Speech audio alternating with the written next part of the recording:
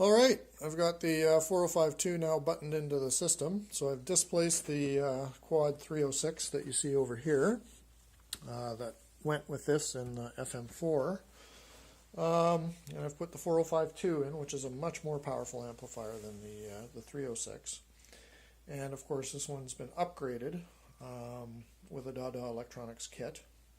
Cosmetically, the 34 is in quite good shape, as you can see. The only blemish that you can see is on the top corner here. There's a little bit of, it looks like a little bit of a rubbing that occurred at some point. I didn't notice it until just now, but anyway, it's just to just full disclosure on everything. And also the back, you can see. I'm just trying to get the camera in there. I'm not sure how much you can see because I can't see the display, but anyway, that's how the back is plugged in.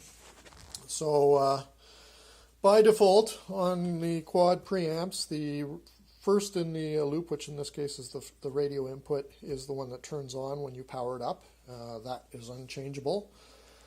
And there is a noticeable power on when you power on the button or power on the preamp. Tickets to see Beyonce and Jay-Z. There is a little bit of a pop, and that's actually very common with every quad that I've known. They don't have protection circuits per se on them, so it's basically a raw power on. There are some modification kits that you can put into them, but into the power amp. It's actually on the power amp side. They're hard to find and they're very expensive. So when you turn it on, I'll just be quiet here. You just hear that little pick, and that's it's just the nature of the beast with quads. And also, when you power it down, you just hear a little bit of a, again, you hear a little bit of the cap discharge, but it's nothing violent on your speakers or anything.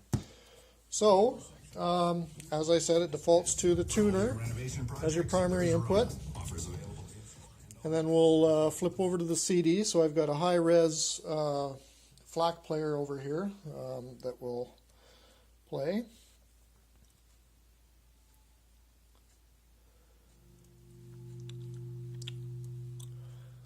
Let's go to a better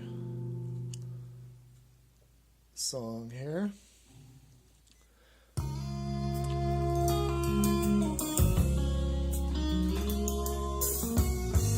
So I'm playing it through a pair of Quad 12L2 speakers that I have up in my living room, which you can see here. Now it's not an ideal setup because when you're in She Whom Shall Be Obeyed's domain, you have to do what she says, and ideally, because these are a port-loaded bass reflex speaker, you wouldn't want them buttoned up against a wall in locked into a cabinet, because it just destroys the sound imaging and everything. But it was all I could do to just get the system up here to begin with. So, but it doesn't sound too bad.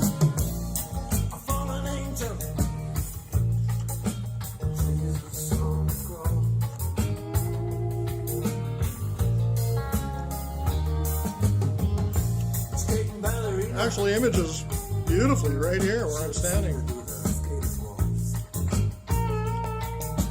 And it is a little bassy sounding, and of course that's why you have your bass tilt, and you can, it's a very unique tone control system. It's actually, they say, much superior to a bass and treble individual control, because you're actually shaping a curve versus just tweaking a certain frequency range.